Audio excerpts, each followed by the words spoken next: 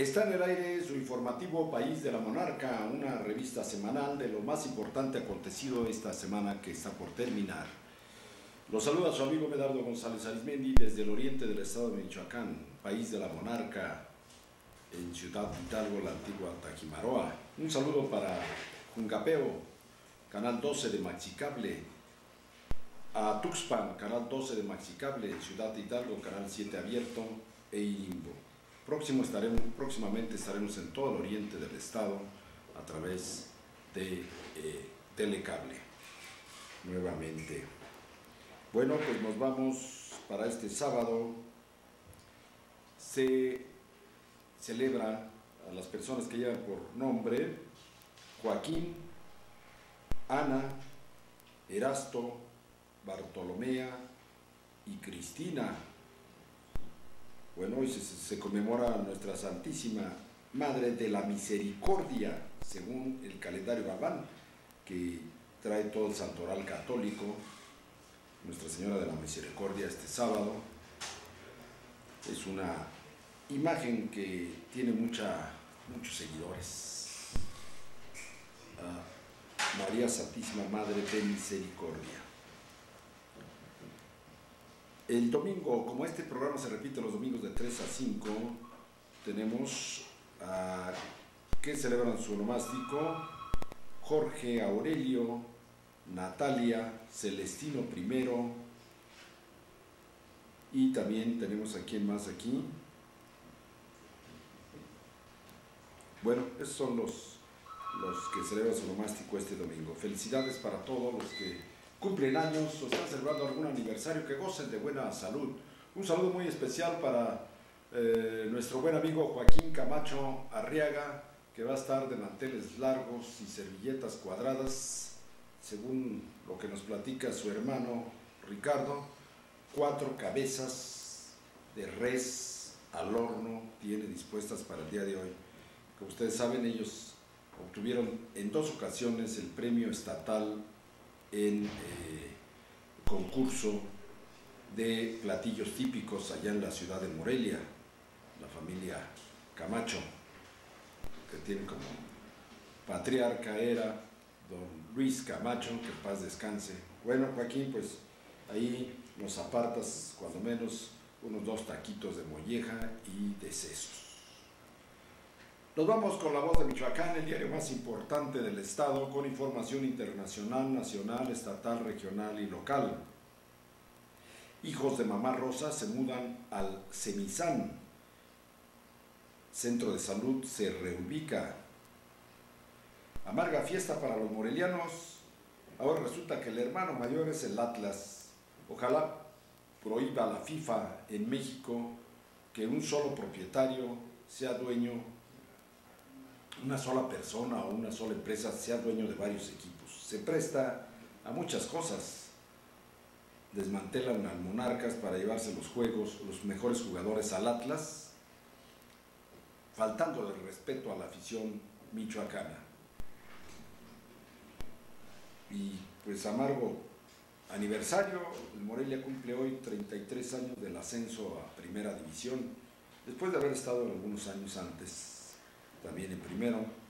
Gobierno pagará deuda de Pemex y Comisión Federal de Electricidad. Por supuesto, tienen que dejarles limpiecito el botín a las empresas extranjeras. Mexicanos, hay que pagar esa deuda, que son de millones de pesos en primas de retiro y en todos los derechos que han acumulado los obreros de Pemex, que son unos privilegiados en México.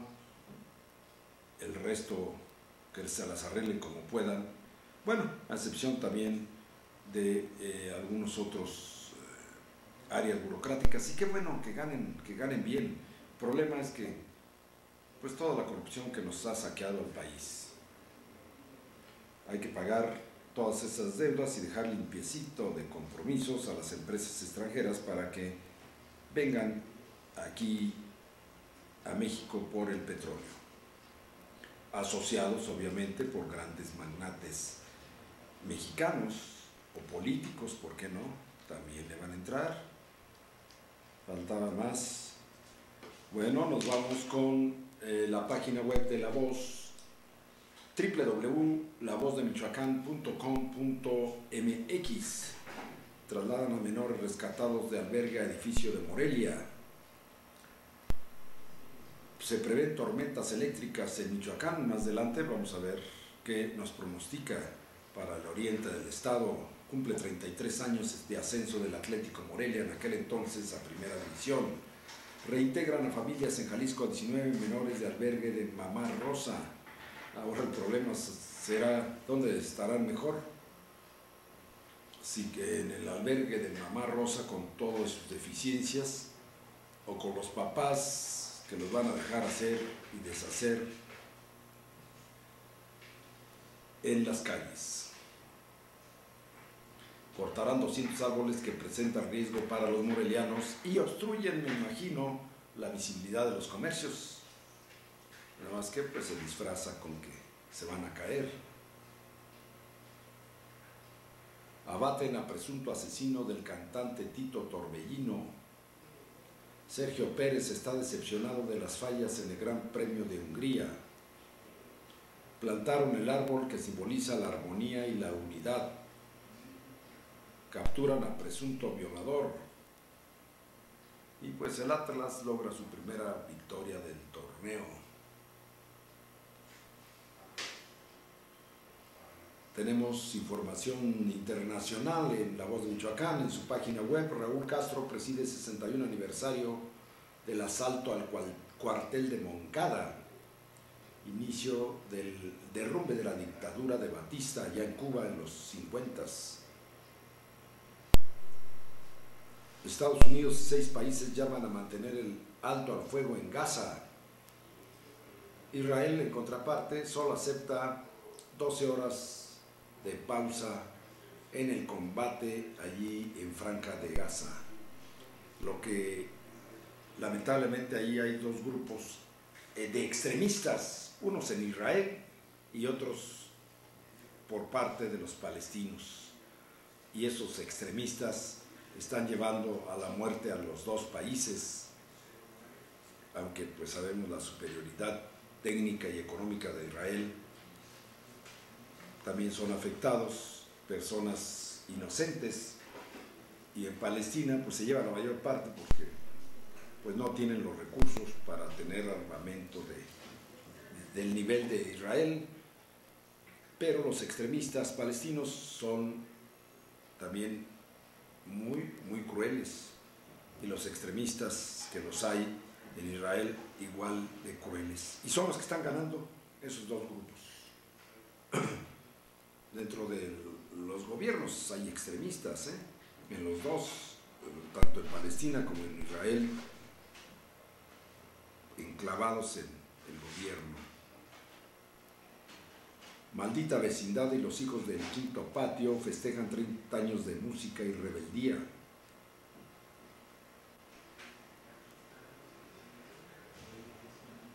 Bueno, tenemos información de la tecnología, facetas con comentarios de sociales, denuncia ciudadana y aviso económico. Todo en La Voz de Michoacán, www.lavozdemichoacán.com.mx. Nos vamos a la página de TV Taquimaroa, www.tvtaquimaroa.com. Allí en la imagen central que vamos a ver ahorita de su servidor, en la parte inferior derecha está YouTube, el logo de YouTube. Hace clic ahí y entra a la página principal de YouTube, donde está el logotipo de esta empresa. Bueno, ahí dice TV Taquimaroa. Vuelve a hacer clic ahí y va a ver todos los informativos del último año, eventos especiales, en fin. A toda la gente que nos ve en los Estados Unidos, creo que les puede interesar algo de lo que está sucediendo en Michoacán y en el oriente del estado, así como en Jungapeo, Ciudad Hidalgo, Tuxpan y Limbo.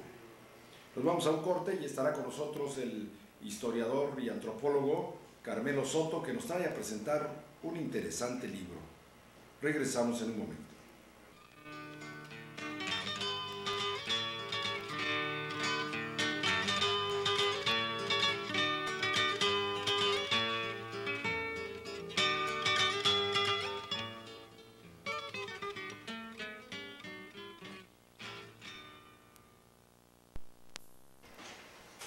Bueno, queremos pedirle la atención a todo nuestro público. El día de hoy está con nosotros el doctor y antropólogo Carmen Soto Correa, quien es escritor, historiador, investigador y que ha dado muchos libros de diferentes tópicos, no solo a Michoacán, no solo a Ciudad Hidalgo, sino a todo el país. Y hoy está aquí con nosotros en el estudio y estamos viendo estos libros, este libro, Dialéctica de la Historia de México Contemporáneo, que data del porfiriato al neoliberalismo. Bueno, pues este libro, entre otras cosas, nos comenta su autor, Carmen Soto, concluida la Revolución Mexicana, en el marco de la Segunda Guerra Mundial, se dará lo conocido en la historia de México como el milagro mexicano, durante el cual los gobiernos llevaron a cabo una política bonapartista que oscilaba del conservadurismo y represión a los movimientos sociales y políticos a las medidas progresistas apoyándose en la economía mixta. Esto último se daba sobre todo cuando se consideraba el riesgo de que los ciudadanos, obreros y campesinos adoptaran una actitud socialista. Pero cuando, por lograr llegar a la tercera revolución industrial, el mundo se vuelve unipolar y sin equilibrios. Después de la caída del muro de Berlín en 1989 y de 1991, cuando se puso fin al llamado socialismo en un solo país, en la ex Unión de Repúblicas Soviéticas Socialistas, como consecuencia de la llamada perestroika y el glasnost. Lo mismo sucedió con dicho modelo en los países de la llamada Europea del Este y China. En México, lo anterior marcará definitivamente el surgimiento del neoliberalismo y el fin de los gobiernos de la Revolución Mexicana. Se modifica la Constitución y de manera retrógrada se lleva a cabo una privatización a ultranza de las empresas nacionales, incluyendo la de hidrocarburos, sirviendo a los dictados del imperio sin importar la destrucción de los derechos sociales y del Estado-nación. Este último punto, actual totalmente, tal pareciera que nos está describiendo en estos momentos lo que está sucediendo. Bueno, pues esto empezó hace algunos años ya. El estudio de la historia permite participar con conocimientos y con nuevos planteamientos para afrontar al superimperialismo que se vive, con la convicción de que es posible encontrar alternativas para resolver los problemas de deterioro del medio ambiente y romper el ciclo de la miseria, desarrollar tecnologías sustentables y una nueva vía que nos permita construir un país y un mundo mejor. Bueno, pues aquí nos está dando todo en este pequeño, se llama esta parte en el libro, con la contraportada, que da una síntesis de lo que ahí se analiza en el libro. Bueno, dialéctica de la historia de México contemporáneo, para conocer por qué están sucediendo estos hechos hoy en México y qué nos deviene si permanecemos indiferentes, pues hay que conocer dónde se originó esto. Interesantísimo este libro.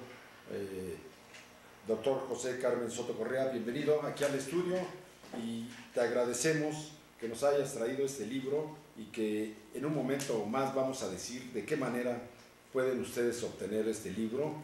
Nada más vamos a, por petición del propio autor, se entregarán 10 libros en Cungapeo, 10 libros en Tuxpan y 10 libros en Ciudad Hidalgo, 10 libros para la gente que nos ve en Chicago a través de la web, 10 libros en Los Ángeles, y vamos a decir al final cuál va a ser la mecánica para que usted obtenga este interesantísimo estudio histórico de México contemporáneo. Carmelo, ¿cómo nace este proyecto? Bueno, este proyecto, si tú ves en los agradecimientos, sí le agradezco a 3 gentes de Tajimaroa, entre ellos empezando a ti. Gracias. Porque cuando te lo comenté te interesó. Pero si nosotros vemos en los agradecimientos, nosotros podamos ver que la mayoría, el 90% es gente de Guanajuato, porque este libro lo escribí en un 90% en Guanajuato. Sí. Y bueno, obedeció precisamente a muchas cosas, a estar haciendo unas investigaciones en el Cerro de los Agustinos, estar haciendo y recurrir a una serie de invitaciones. Mira, en el Museo de Chupícuaro, en Guanajuato, me invitaron a dar una conferencia sobre la Revolución Mexicana, sí, sobre un caso concreto que era el sexenio olvidado o el llamado maximato minimato. Posteriormente, por ejemplo, el periódico 7 días de la semana y el Museo Waldemar Hulz, es nombre alemán. Sí. De este museo me invitaron a dar una conferencia sobre Francisco Villa, y el profesor José Octavio Guerra del Seminario de Cultura Mexicana de otro museo en Guanajuato me invitó a dar una conferencia sobre la matanza en Huitzilán. Entonces, como producto de 7 conferencias sobre temas que van de la revolución, pues me propuse darle un tratamiento sistemático, secuencial.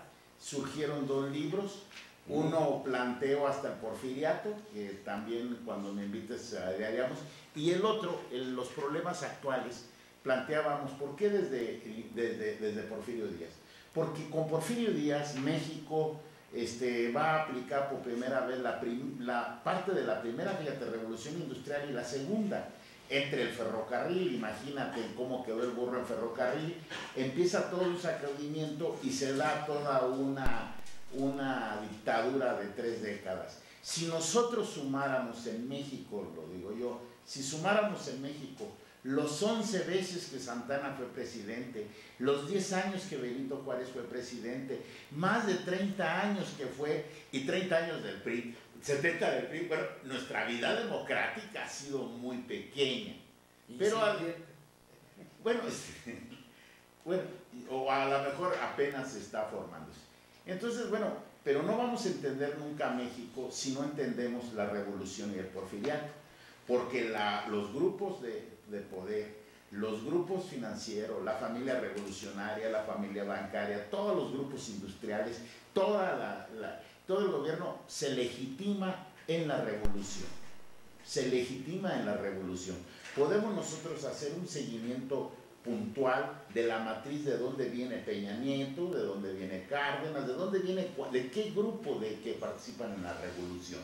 Entonces es interesante, pero entendiendo la revolución hecha por hombres, con ideas, con perversiones, con programas, con modelos, sin modelos, o sea, hecha por mujeres y hombres de carne y hueso. Entonces, esta revolución, bueno, es importante porque nos explica lo que hay en México. Claro, a muchos no les va a ser muy agradable. Y la otra, por ejemplo, yo, ¿por qué le voy a dar unos libros a los que están en Chicago y en Los Ángeles? Yo le daría, mi condición sería que fueran 5 libros en Chicago a estudiantes de Ciudad Hidalgo, o hijos de ciudadalenses, o de ciudadalensa, o de ciudadalense, y a 5 amas de casa, porque las amas de casa, allá y acá, son las que se encargan de la educación de los hijos. Así es. E igual sería ese requisito, yo te pediría para Los Ángeles. Bueno. 5 amas de casa y 5 profesionistas. Allá los profesionistas que estén estudiando. Y va a ser hombres o mujeres. Vamos a aprovechar ahorita esta propuesta del maestro Carmelo para que lo hagan mediante un saludo al maestro Carmelo y a TV Taquimaroa en el Facebook.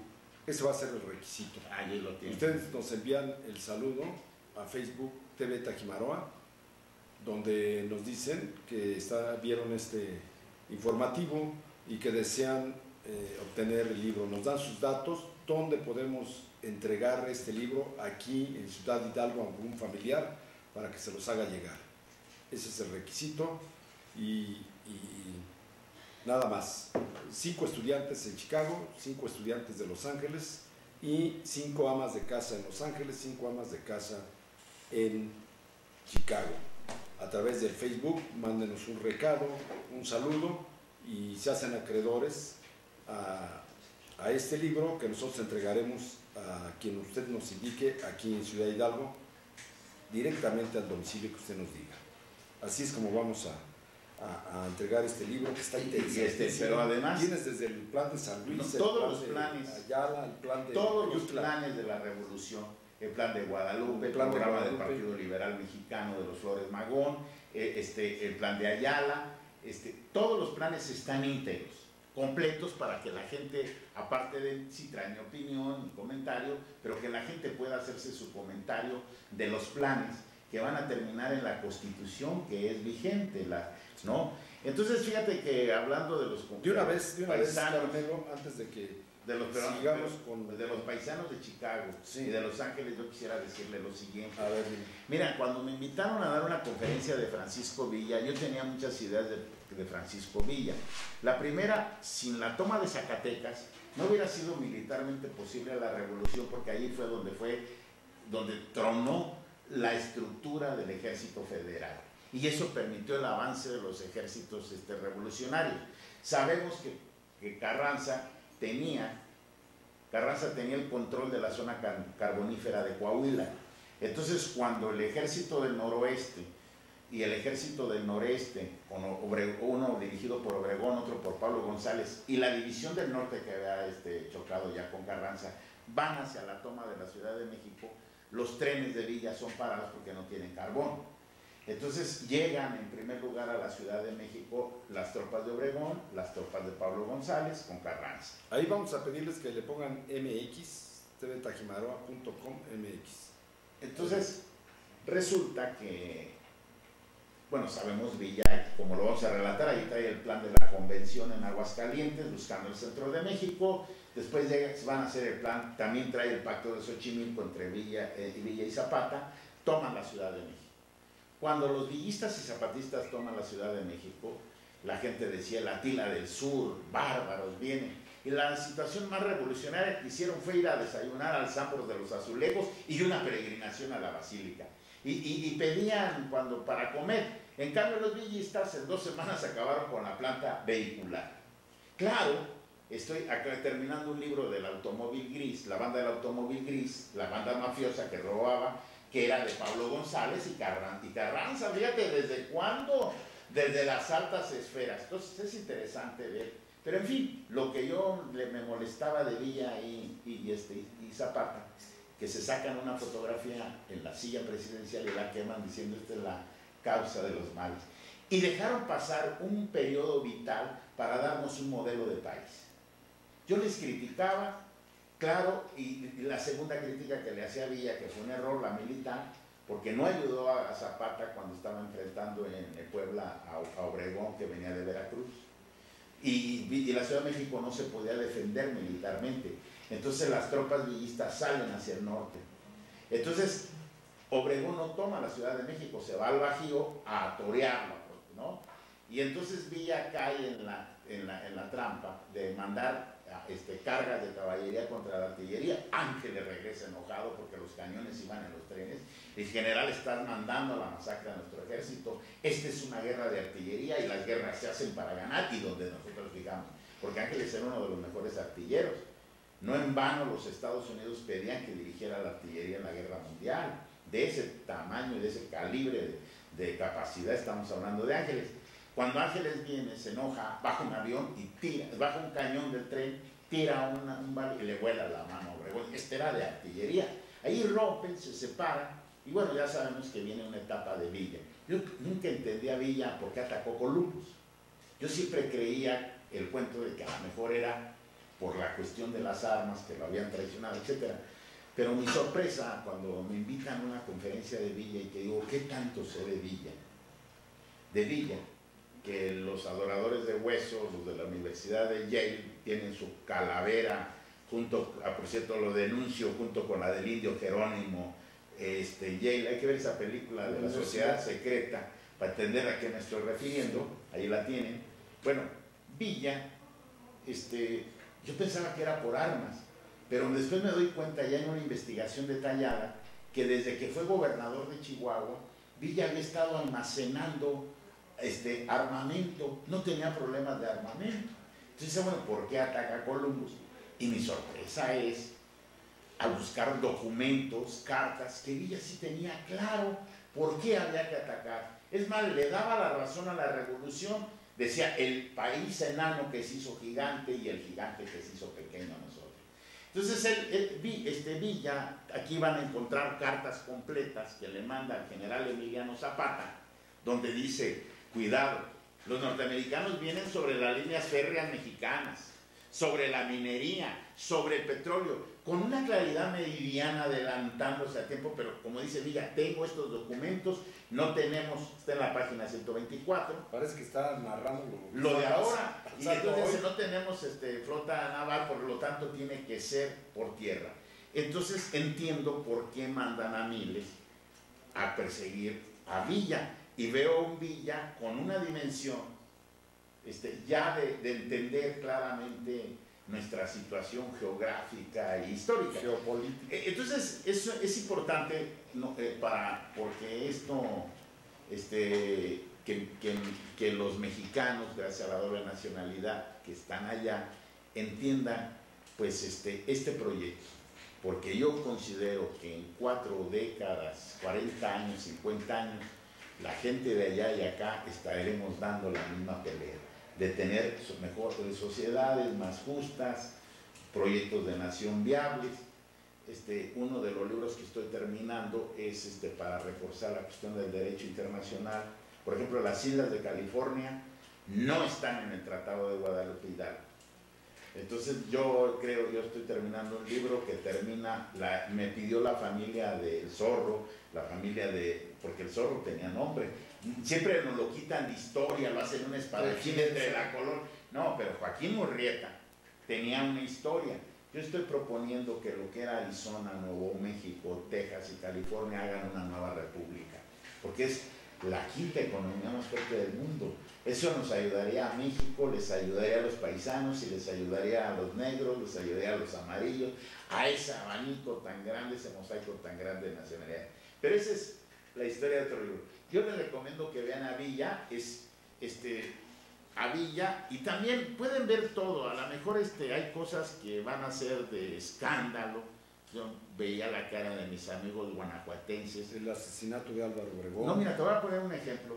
Lo puedes ver en la página 162 para ver de qué estamos hablando. Fíjate, nuestro paisano Pascual Ortiz Rubio, que por cierto en un libro tengo, ya ves que Pascual Ortiz Rubio, a ver, vamos. Sí, se murió su sobrino y se fue con la sobrina primero de embajador a Alemania, después a Brasil, y lo traen para que sea presidente. Cuando está siendo presidente, va a tener un atentado. El del atentado lo van a detener, está preso, ¿no? Sí.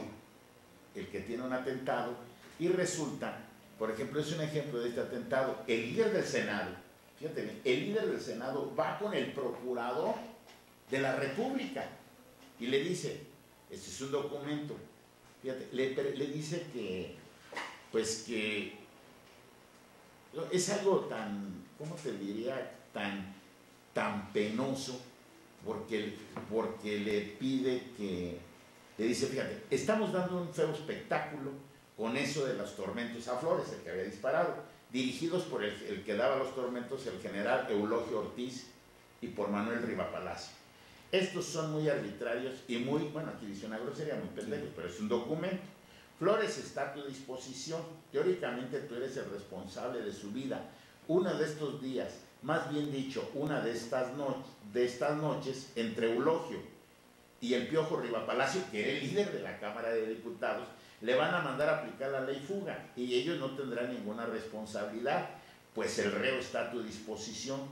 Lo mejor para Flores y para todos nosotros es que le mandes a dar de beber un brebaje, pues así él ya no seguirá sufriendo tormento y nosotros, pues al Senado, no vamos a quedar en evidencia con un procedimiento tan choteado como la ley fuga.